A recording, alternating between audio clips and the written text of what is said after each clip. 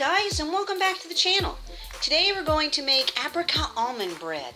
It's something that Michael has been craving for a while, and I figured today is the day we're going to go ahead and make it. We picked up the ingredients yesterday, the few that I needed. Some I already had in the house, and we're going to go ahead and put it together. Now, he didn't ask in particular for this bread.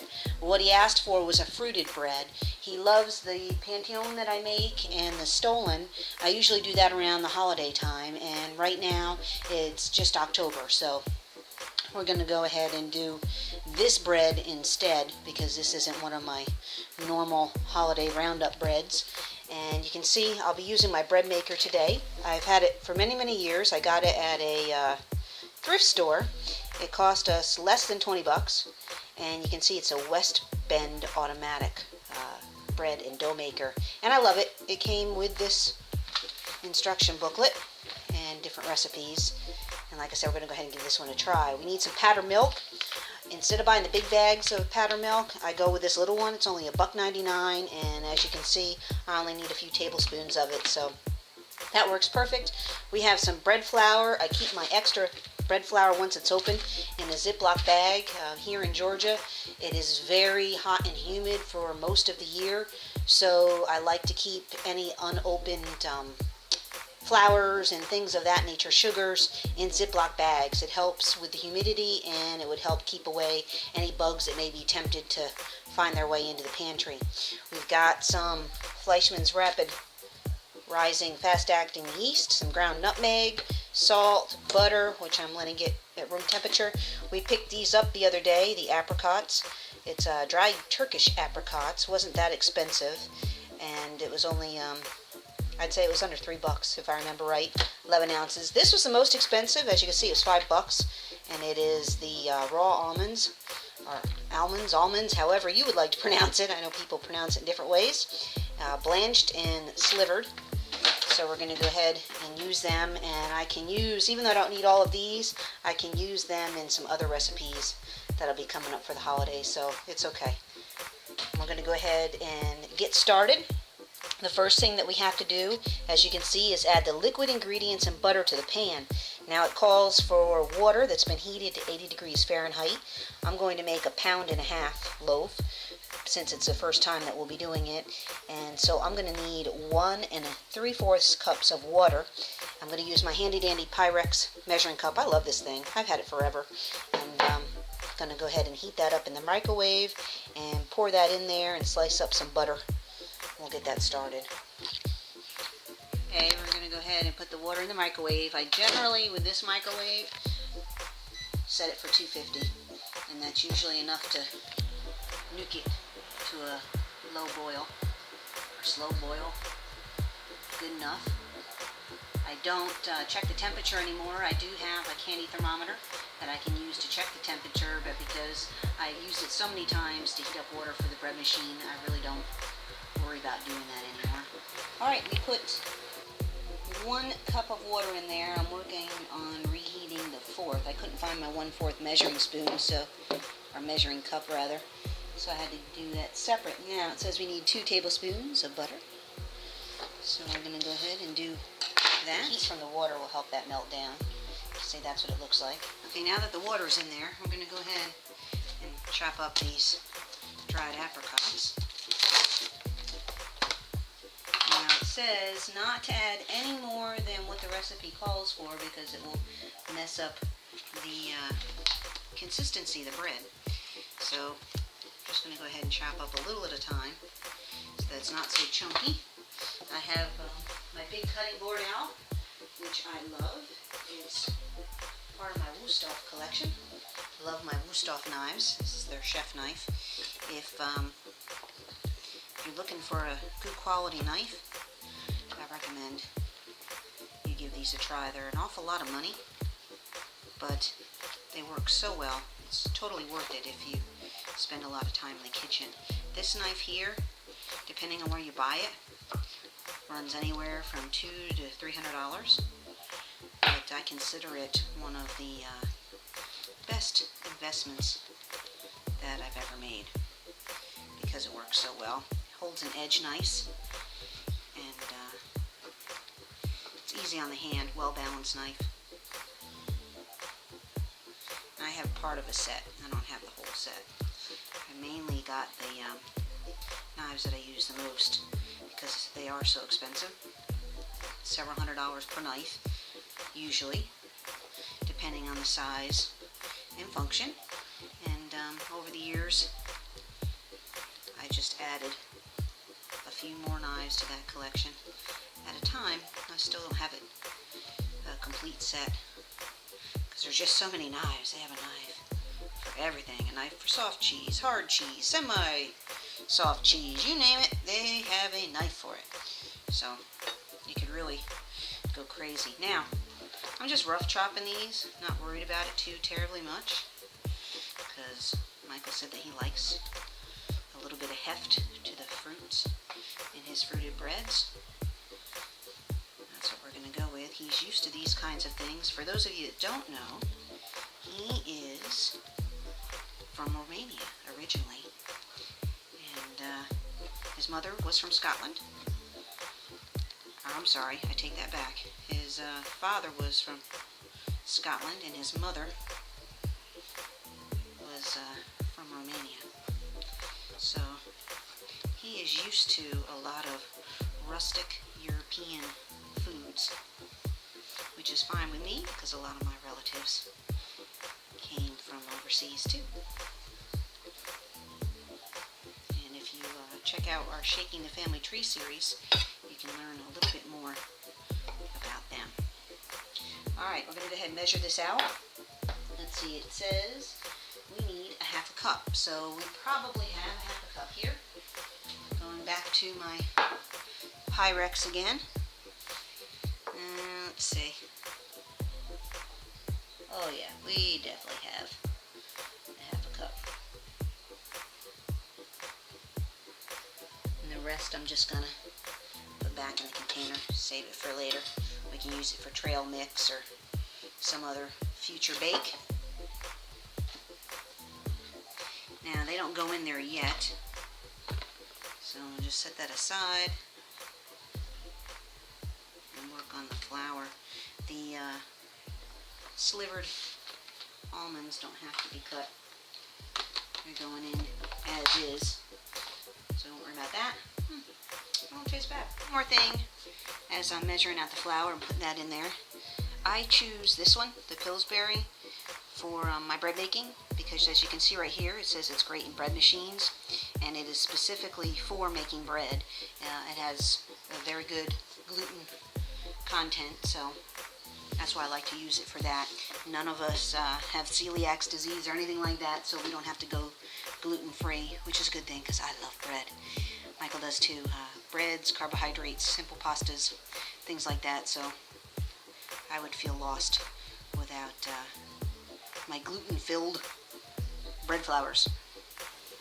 Alright, all of the flour, the 3 1/4 cups, has been added to the bread maker. But I am not putting away the flour just yet because I need it for the nuts and dried apples. Now, if you put flour on your nuts and your chopped fruit, I have found that it will help keep the fruit and nuts remain evenly distributed throughout the bread.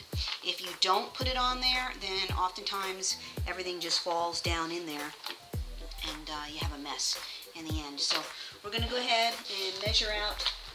We need 1/4 cup of the almonds. Now, like I said, I couldn't find a smaller container, so we just went with a large one, and that's what it's going to be. So we're going to go ahead, put that in there. That's 1/4 cup, and sprinkle a little bit of the flour in there like that to keep the nuts from sinking to the bottom of the bread. Next, we have to add our salt and our dried milk to the mix, and our nutmeg. So let's go ahead and do that. We need for the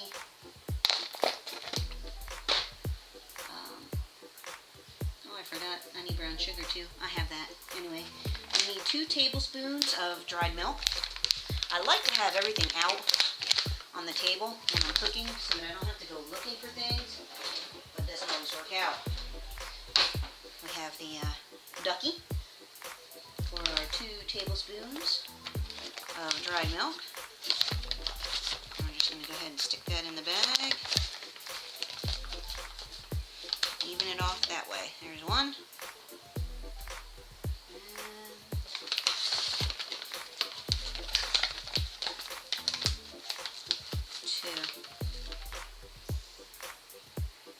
Now these things I mentioned I've had for years, and as you can see they came from Avon. They're nesting measuring spoons, and Trinity just loves them. She plays with them. They often end up in with her Barbie dolls, and that's okay. It doesn't hurt anything. Some of them actually have lost their heads over the years, but that wasn't her fault. That was stuff that happened previous to her. Now I do need 2 tablespoons of brown sugar. I do have brown sugar. I did pick that up the other day. I just forgot to put that out on the counter. I'm going with light brown sugar. The recipe didn't say which kind I needed, so I figured light brown would work. I'm going to go ahead and open that up. And let's see, for our salt, we need 1 1/4 teaspoons. So we're going to go ahead and get out the other duckies. Here's a 1/2 teaspoon. I think she commandeered them, so I may have to go and pull them out of Barbie's house. Hang on a second. As you can see, this is one of the ones that was beheaded. So 1 1/4 teaspoon of salt. That's a teaspoon. And then this one is the 4th. So we'll go ahead and get that in there.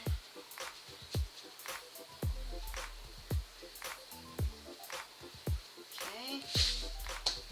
Even that out a little bit. Not too terribly fancy. Don't worry about particulars.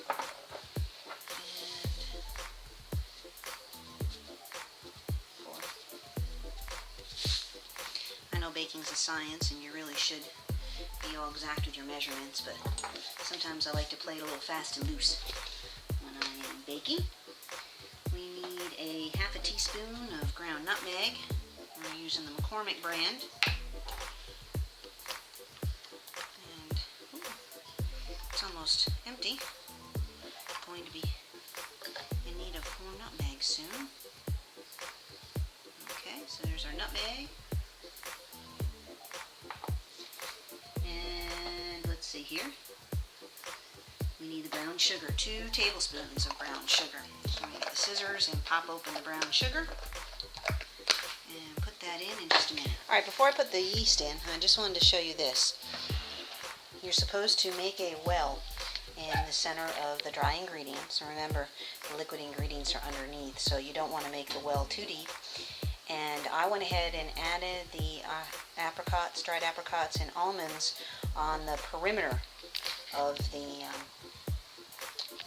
baking pan, because I don't want to have to babysit the bread and then come out when certain alerts sound to add those extra ingredients. So you can do it this way, but you have to keep the fruit away from the water and away from the yeast. So that's why you see it all on the edges like that, and in that well there is where the 1.5 teaspoons of the yeast will go.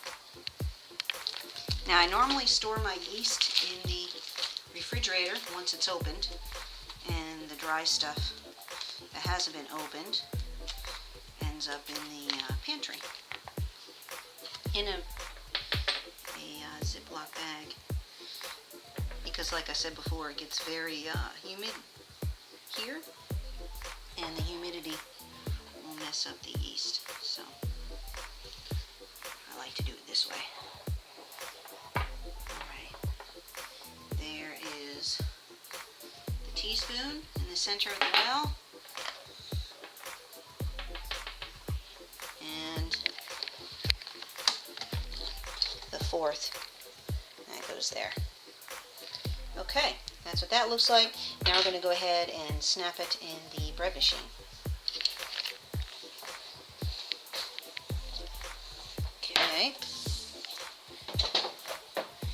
This bread machine, like I said, I've had for years, and I like it. Maybe one of these days I'll buy a new one, but for now it is not necessary. This works well enough for me and Michael and Trinity. And now we're going to go ahead and check the recipe to find out how long we need to program the dough. Okay, it says to program for recommended bread select setting and desired crust color and loaf size. Now, I generally like to do a medium crust color, and I have 1.5 pounds would be our loaf. So I'm going to go over here, bread. Oops, it's helpful if I plug it in. Yep, usually. So, alright, you can, with this one, make the dough and then cook it off in the oven. I've done that before and used my pizza stone from Pampered Chef to cook bread on, roll it and shape it and do it that way. But in this case, I'm just going to go ahead and do a set it and forget it thing and let it all cook in the bread maker. This will proof it, mix it, everything that needs to be done. This will take care of it from there on out. So it looks like it's going to take 3 hours and 30 minutes to make it with a bread maker, and then that frees me up so I can go on to other things, work on some other dishes that we'll be making for tonight's dinner, write some articles for clients, clean the house, you know, all that good stuff, ladies. Let me go ahead and hit the start button and let it do its thing. Now that the bread is started, we're going to go ahead and let the fur babies in. Come on, boys. Come on, boys. Boys. Mama's bacon. Mama's bacon. Yay. Happiness. Happiness. All right, boys. Toys, of course. All right, guys, check back with us in about 4 hours. I really wish YouTube had, like, smell-o-vision. If you guys could smell how delicious this bread, well, that doesn't sound right, but if you guys could smell this bread right now, oh my God, the kitchen smells wonderful. Can't wait till it comes out of there. Have a nice big slice with some warm butter. Ah, heaven. Got 26 minutes left. Hurry, bread, hurry. I can smell you. All right, guys, the timer went off. And that is what it looks like. Beautiful. Yum, yum, yum. Can't wait to take it out and try it when it's still warm. That's the best time to eat bread. That's what it looks like fresh out of the oven. Well, out of the bread machine oven, you can see. It's got the dried apricots there. So we're going to go ahead and slice into it. Let me get my handy dandy bread knife. And slice off a chunk. And I'm going to eat some with butter and some with some jelly. Okay. That's what it looks like on the inside. You can see adding the power to the almonds and dried apricots worked. It made it evenly go through it. You can see there's some all the way through the center. And now we're just going to go ahead and slice this hunk. Oh boy. I bet you Michael is going to be disappointed to learn that he wasn't here from when it first came out of the oven. I remember eating it fresh out of the oven. Like that when I was a little kid, my grandmother used to bake bread all the time. Only she didn't use a bread maker. She was very good at it. And we used to love having a slice hot out of the oven. It's like my favorite thing in the world. She made her own bagels too. The boiled kind. They were awesome warm too. So do that. Eat some with blackberry jam. Got some blackberry jam in the fridge. So we do that too. I know, I hear you. That's the dogs whining. They know that Mama has food out, and they want bread too, but they can't have any right now. None for you babies, I'm sorry. None right now. See, we're using Smucker's blackberry fruit. And I'll find out if blackberries and apricots and almonds go well together. Yum, yum, yum. So excited. Alright. There's the jelly piece and the butter piece. I'm going to go ahead and take a bite.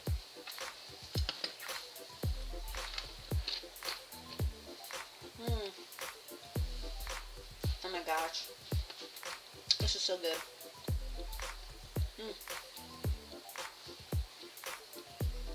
Just right, good consistency.